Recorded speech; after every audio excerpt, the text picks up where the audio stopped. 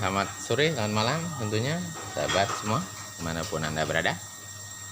Oke, hari ini saya akan coba mereview untuk pemasangan jenis sistem isi ulang menggunakan kombinasi ya. Nah, di sini saya sudah rangkai beberapa jenis media ya teman-teman.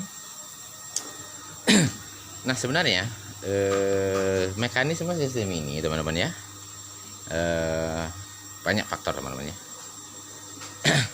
Nah, saya akan coba bahas sedikit untuk mekanisme yang saya terapkan pada sebuah sistem isi ulang ya. Nah, di sini kan ada 6 sistem ya. Biasa menggunakan water, UV, RO. Nah, di sini teman-teman tinggal memilih ya. Nah, sebenarnya untuk sistem macam ini teman-teman ya, cukup pemborosan pada biaya teman-teman ya. Ini teman-teman yang menggunakan beberapa komponen biasa ya, utamanya salah satu sistem. Nah, di sini keuntungannya tidak membutuhkan biaya yang cukup besar teman-teman ya. Nah, kalau menggunakan sistem macam ini teman-teman ya, ini saya contohkan ya. Dua sistem ini kalau di paralel teman-teman ya. Nah, ini kan UV nih dengan sistem membranisasi. Nah, mekanisme sistem ini teman-teman cukup memakan biaya yang cukup besar ya, sama untuk dari segi komponen, rangkaian pendukung dan lainnya ya, seperti media-media yang sudah tersusun di sini ya. Untuk cara sistem kerjanya mungkin sudah saya bahas di beberapa video lalu ya. Itu teman-teman. Di sini sudah saya rangkai untuk membran batang ya. Jadi diperuntukkan untuk dengan membran batang. Nah, sistem membran batang ini teman-teman sudah ditemukan sejak adanya tsunami Aceh ya, di mana tingkat pencemaran lingkungan dan industri serta sampah-sampah yang menyatu ya. Nah, dengan sistem membranisasi ini mampu memisah satuan molekul zat yang terlarut di dalam air. Nah, seperti itu contohnya ya. Baik itu bakteri dan material-material yang senyawa, tingkat pencemaran diri, resapan baik dari kotoran tumbuh-tumbuhan dan lainnya ya teman-teman ya. Jadi ditemukan sebuah membranisasi. Nah, kinerja membranisasi ini teman-teman mampu menyaring di bawah dengan bakterinya ya teman-teman ya, daya saringnya maksudnya. Oke, daya saring untuk jenis bakteri E. coli sekitar 0,0026 mikron ya. Jadi daya saring membranisasi ini di bawah 0,02 mikron. Jadi otomatis sirkulasinya ya teman-teman ya, dia memiliki dua sirkulasi dari pembuangan dan hasil. Nah, hasil ini yang akan kita olah untuk menjadikan sebuah konsumsi, karena dia menghasilkan air yang steril dan bebas dari jenis polutan zat senyawa yang ada dalam air.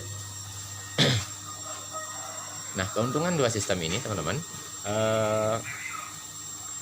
keuntungan dari dua sistem, baik dari sistem UV atau sistem membranisasi. Nah, sebenarnya dua komponen ini kalau dipadukan teman-teman ya, dia akan menghasilkan dua porsi ya. Artinya sistem dua ini mampu bekerja sesuai harapan di ppm rendah ya, di ppm rendah. Nah, kalau untuk membranisasi jenis ini teman-teman ya, mampu mengolah kadar di sampai 300 ppm.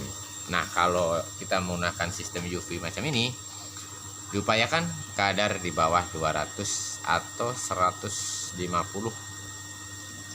Nah, lebih bagus lagi di bawah 50 ppm gitu teman-teman. Oke, saya akan coba bahas sedikit di water treatment. Apa fungsi sebuah water treatment ini? Nah, water treatment satu teman-teman ya, ini terisi sebuah mangan terek jenis mangan ya, baik itu nadium dan lainnya, mungkin pasir granika. Nah, pola pemasangannya ditentukan dengan media, artinya beberapa susunan media di dalam ini untuk menstandarkan jenis bau atau logam-logam yang terlarut senyawa di dalam air. Oke, itu adalah jenis dari beberapa sistem ya. Untuk sistem yang lainnya teman-teman itu sudah saya bahas di beberapa video-video saya lalu ya. untuk mekanisme perfilteran biasa teman-teman ya, disesuaikan dengan kebutuhan terutama zat senyawanya. Tapi karena sebenarnya polarisasi macam ini ya teman-teman ya, sistem atau ketentuan itu dari kadar air atau banyak zat padatnya dari tanah ya, fisik gitu teman-teman. Nah kalau untuk sistem lainnya mungkin untuk teman-teman yang biasa di bagian sistem ya, mungkin 21 sistem bisa dipakai. Tapi di sini memang sistem macam ini memang cukup rumit ya. Utamanya untuk biayanya cukup besar ya teman-teman. Bahkan dari segi komponen ini membutuhkan partisipasi pendukung begitu. Oke, ini bersama Mas Hendra Channel ya, yang teknisi ya. Jadi ini karena baru saya lakukan pemasangan ya. Jadi ini untuk sistem paralel, kombinasi dan beberapa komponen-komponen lainnya. Untuk teman-teman yang sudah senior ya, cukup abaikan atau mungkin kita bisa sharing ya di kolom komentar dari pertanyaan dua kombinasi ini ya. Nah, sistem kombinasi ini bisa diterapkan di beberapa ini teman-teman, di beberapa kadar-kadar air tertentu. Karena sistem membranisasi ini mampu mengolah seperti air payau, air yang bercampur dengan logam-logam senyawa yang ada dalam air. Itu sebenarnya. Nah, mungkin dari dua sistem ini ya, ada jenis kelemahan dan kelebihan. Nah, nanti masalah kelebihan dan kelemahan mungkin saya akan bahas sedikit ya. Nah, saya akan bahas dulu untuk sistem UV ya. Nah, sistem UV ini sebenarnya teman-teman ya, ini karena teknologi yang sudah berkembang di era USA ya. Jadi dia bekerja untuk sekitar 270 sampai 325 derajat, di mana titik didih ini mampu membunuh bakteri E. coli ya. Nah, begitu. Nah, ini kan UV ini. Jadi ini mampu membunuh bakteri E. coli. Nah, itu untuk keuntungannya, dia akan mampu mengolah dengan 100% hasil ya. Nah, sistem membranisasi ini ya, dia mampu mengolah dengan kemurnian ya, utamanya kemurnian. Kalau ini bebas bakteri. Nah, dua sistem ini sebenarnya bisa diterapkan salah satu mesin ya. Teman-teman bisa gunakan UV saja, membranisasi sudah cukup ya, nggak perlu menggunakan dua kombinasi. Mungkin bagi teman-teman yang punya budget lebih ya, boleh digunakan lah. Nah, untuk keuntungan dari dua sistem ini teman-teman ya, satu, biayanya cukup besar ya. Jadi memakan biaya yang cukup besar, utama untuk media lain-lainnya dan lapangan pendukung, itu harus sesuai ya. Yang ketiga, perawatannya mungkin untuk teman-teman yang sudah paham akan tahu ya untuk tingkat perawatannya. Nah, itu untuk kelemahan teman-teman ya. Nah, yang ketiga mungkin media atau jenisnya ini teman-teman ya. Untuk dari rangkanya ini teman-teman ya, kalau dua sistem jangan gunakan teman-teman yang tipis ya, karena sistem getaran dua buah komponen ini cukup getaran ya, utamanya kita lindungi dari getaran ya. Nah, karena di dalam UV ini ada sebuah kaca ya.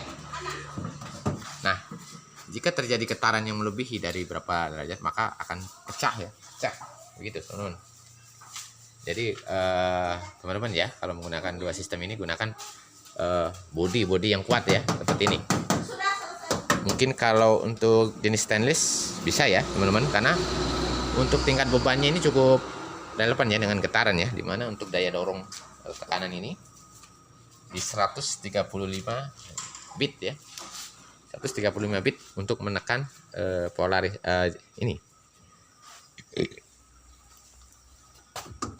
membranisasi ini teman ya, dimana daya saring yang lebih 001 ini, bahkan tidak cukup 2 ini mikronnya. Jadi daya tekannya harus kuat ya. Jadi itu teman-teman ya. Itu sekilas untuk teman-teman yang sudah senior, abaikan aja ya. Mungkin bisa berbagi aja lah di kolom komentar yang sudah biasa di dunia sistem perdepotan isi ulang. Oke, begitu teman-teman. Jadi untuk sistem dan mekanisme lain-lainnya sih mungkin sudah saya bahas lebih tuntas dan padat di video-video lalu. Nanti cari aja di link deskripsi, di situ ada. Jadi ini sistem yang saya terapkan ya, 2 buah sistem. Itu aja teman-teman ya. Oke, semoga bermanfaat. Bagi teman-teman yang sudah like, subscribe, terima kasih sudah hadir. Yang baru menemukan channel saya, terima kasih sudah ada di Elektronik Kejora tentunya. Oke, begitu teman-teman ya. Kita akan jumpa dengan video-video selanjutnya. Jangan lupa untuk lonceng notifikasinya. Oke, salam, selamat sore, selamat malam, dan assalamualaikum warahmatullahi wabarakatuh.